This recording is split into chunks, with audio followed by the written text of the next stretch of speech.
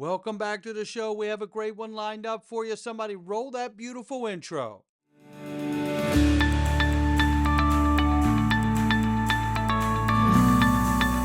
Digital Perspectives with Brad Kimes. Come on in.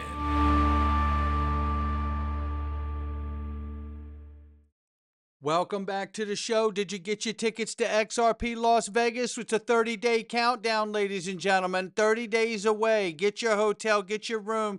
Click there, get your ticket. Click there, get your discount room. 30-day countdown. So many people are going to be there. Look at them all. Easy A. Yorgos Vlachos from Axelar. I tell you, I'm super excited about Easy A too. We're giving away $25,000 in prizes to the best ideas and best business pitches from developers. Super excited for that, I could tell you. Nancy Beaton from Uphold, Mark Otto from Monerex, Austin King from Omni, Stephen McClurk from Canary Capital, Kevin Maloney from iTrust, Dr. Chris Brummer from Blueprint, sitting on stage with CEO of Ripple, Brad Garlinghouse, Simon McLaughlin from Uphold, the Honorable Christian Carlo, Cody Carbone, the president of the Digital Chamber, Greg Kidd, the first ever brick and mortar bank launching a stablecoin. He used to be at Ripple and the Federal Reserve, and he introduced and opened the door to the U.S. Treasury to Ripple. Yes, that is a fact, Jack. Eleanor Terrett's going to be there on stage moderating. Miguel Viez, formerly of Ripple, head of XRP Global Markets. Dan Siciliano from Link2, Rox Park from Gearin Labs, Robin O'Connell from Uphold, Anthony Johnson and Paul Unterberg from Uphold, Caleb and Brown. And did you get your Caleb and Brown account open yet? Open your free account and go to xrpwealth589.com. This is where you need to be. Institutional grade custody, no charge, no hidden fees, no hidden spreads. One flat rate, that's it. You know what you're getting. And the best customer service on the planet because you can speak to a human being. I'm telling you, I know you know what that means to you. I know what it means to me. $3.08 trillion market cap for crypto. The market's off 2.3, but we don't care. Bitcoin 94,800 plus, Ethereum 1,800 plus, XRP's 228 right now. We're up off 1.8 on the 24, but we're up 8.4 on the 7-day. Ranging between 226 and 232. We'll look at the TA before we get out of here, but we have a lot of exciting news coming, and I think you're about to get a great visual of where this space is going, and I don't mind saying in short order. Let's take a look at it. Axelar's got it right. Axelar says right here, and they'll be on stage at XRP Las Vegas, institutions that move now will be the ones defining how the next generation of finance will be. The winners will be the most connected from approaching the tokenization tipping point. It's absolutely spot on right there. Shout out to Axelar. So excited to meet them in person. And then here we see this breaking. Mastercard launches a global stablecoin payment system. Stay with me. This is new. I know we know about relationships with Mastercard, but this is new. They're launching a global stablecoin payment system supporting wallets, cards, merchant settlements, and on-chain remittances. This is big, and it's big in a lot more ways than we can imagine. Today, we announced our end-to-end capabilities to support stablecoins, ensuring payments can be made or received using them anytime, anywhere. Alongside proven leaders across Web3, finance, and fintech, we're empowering consumers and businesses to use stablecoins as easily as the money in their bank accounts. If you look at this, the GIF, enabling people to earn rewards, pay, spend stablecoins in their crypto wallets, empowering businesses to receive payment stablecoins regardless of how consumers pay. It says credentials let crypto exchange users, let me pause this real quick, send and receive digital assets, easily trusted user names. Mastercard's multi-token network let banks use blockchain financial products for faster settlement, reduced time zone friction, and greater transparency. Let me just let this move on here. This is absolutely massive. I mean, it really is. This is really happening. And I know that we've been talking about this for years, but it's here. And I tell you, there's so many connections like Ripple payments partner Neum. Remember them? Well, they're connected to Mastercard, Visa, and Swift with direct payouts through virtual cards and digital wallets. Neum uses XRP in payment flows. How about that? Oh, it gets better. Ripple payments partner FOMO Pay is partnered with Mastercard through QR code rails, virtual ID numbers, no Swift routing numbers. In other words, streamlining the innovation and technology to not be bogged down with the current language of the traditional payment system, because it's all being revamped, right? That's what's happening. Here's more evidence that in this diagram from Smoke Dog here, MasterCard partners, Ripple, Consensus, Fluency, and Fireblocks. Then we see this. MasterCard documentation on the future of remittances in South America. Well, guess what? It gets real good, because in these diagrams, you see Ripple selected here, blockchain technology fuels remittance business use cases.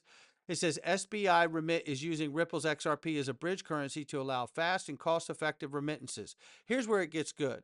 Global examples. Central bank digital currencies may help move money, and so do stablecoins. Ripple is in talks with over a dozen governments for CBDC development, and many of them for cross-border payments. So confirmation, Ripple working with over a dozen governments. Confirmation that Ripple is in fact partnered with Mastercard, according to the vice president of product at Mastercard. We think it's coming. So as a result, we said, okay, well, let's at least get ready to set up the stage. And in doing so, we're working with a number of different partners, with Ripple, TBS, different companies around the world, to say, well, how can you help this whole transaction go from front to back?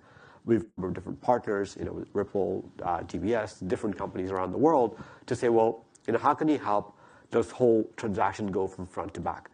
Sounds like they figured it out with the news we got this morning, right? Wouldn't you say? Here's the powerful thing. I know some of you are probably thinking, Brad, well, we knew that Ripple was partnered with MasterCard. Yeah, but you didn't know that they were launching their system today. That's happening right now. So it's all coming to fruition, right? All the things we weren't supposed to know that we've been talking about for years. Well, now it's actually becoming an actual go-to-market product. That's what's so exciting about this. But I'm not done with you yet, because the reality is I want you to take what's happening here with MasterCard, and what do we need to do? We need to understand that this isn't just MasterCard. This is the Magnificent Seven. This is also Facebook, Apple, Google, Microsoft. And not only are they going to have crypto wallets to expose to 3 billion people, but they're going to begin earning a yield, because they're going to be required to hold treasury bonds, which means they're going to earn a yield. So instead of paying for the friction of payments they currently pay for right now, they're going to get paid. That's what's going to happen. There's two bills that are currently being discussed in the House and Senate. The one that's most likely to pass in the next 60 to 90 days is the stablecoin bill. And then the second one's the market structure bill. Once those two bills pass, Apple, Microsoft, Google, Facebook are going to say, hey, we're crypto people now. And so they're going to put wallets in their platforms, because they can capture an enormous amount of the market. When you add their user bases of 3 billion people, and when they have those 3 billion users, it's like they have cryptocurrency wallets right in Windows, right in Facebook, right in your cell phone apps, right in iOS.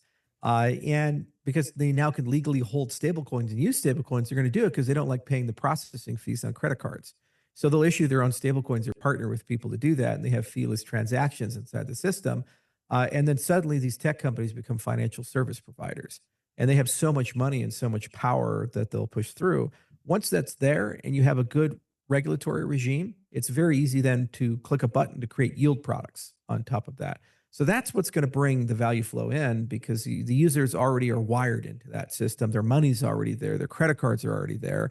Their purchase power is already there. And there's just too much temptation not to do that. And the competitive equilibria are such that they have to do that. Once these two bills pass, that opens the floodgates, and that's 3 billion people that enter in. There's 2 That's billion. exactly right. And like I said, and all of these powerful entities like Apple, Facebook, Google, Microsoft are going to have crypto wallets, but they'll also be required to hold one-to-one because they'll be issuing stable coins too and earning yield on that. And then eventually want to share that yield some way with the people that are in that 3 billion. So it's not just MasterCard and it's not just Ripple Partner plugged into Visa and Swift. This is 3 million people that are prepared to go to market, the same as MasterCard is. That's what's coming. 3 billion people are coming to crypto. And they're going to start with a crypto wallet. They're going to start with a stable coin. Then they'll start to dabble in these types of things. But the more important part is that the groundwork and the framework is being laid out to support the new system that will be the new mechanism to underpin the US dollar, which is private issuance of stablecoins, and bondholders like Google, Microsoft, Facebook, and Apple, and Mastercard and Visa, all holding these bond issuances to underpin the stablecoins that they're issuing. It's absolutely brilliant, to be perfectly honest. And at some point, while that is taking place on the immediate front, XRP will be building and building and plugging in more liquidity onto the XRP ledger. And as it does, and as it grows, it will become a conversation how XRP can then begin to underpin the US dollar. And you could probably start to reel in the stablecoin issuance at that point. This is a transition that's taking place to the monetary system. Otherwise, I don't think this even happens. Well, here's a nice little breakdown on where XRP could go. Now, I've got to play this to you over my phone because there's music in it. So let me see if I can do this properly without messing it all up. This is going to take something here. So 1 second, bear with me. This person, XRP Chancellor, is going to say, let's do some math here, because he's seeing a potential for a huge breakout of a $9,438 XRP. And I think you're going to like the way he does the math on this one. So let's take a listen very quickly here. And I apologize if it doesn't sync up completely. I'll do my best. Some crazy XRP projections. Let's go. All Japanese banks using XRP, 25 trillion.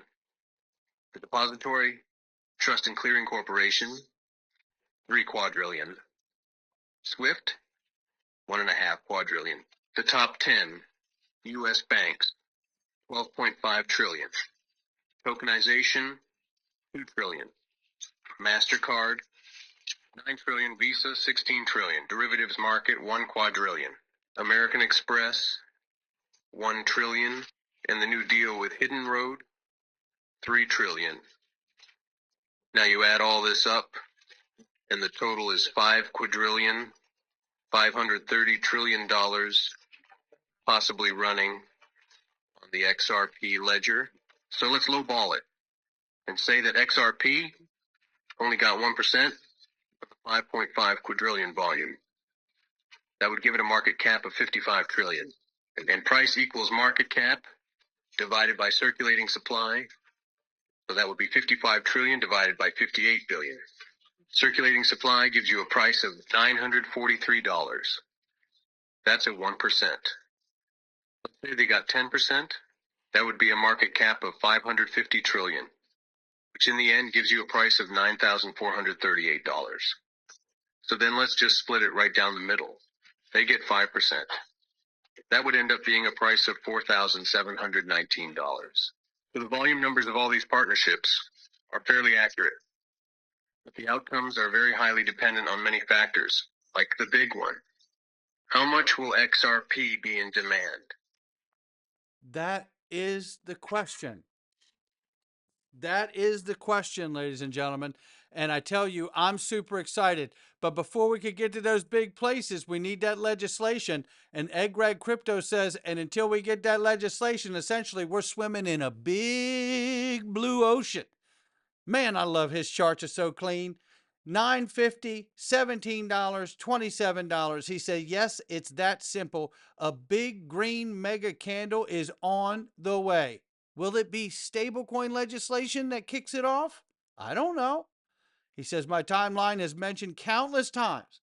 Right now, we're swimming with the sharks. And remember, sharks can't be tamed. You either kill them or they eat you alive. With XRP futures, expect volatility to be the new normal. Remember, they're coming online very soon in a big way, so he makes a fantastic point. But together, he says, stay steady and strong. Together, we rise.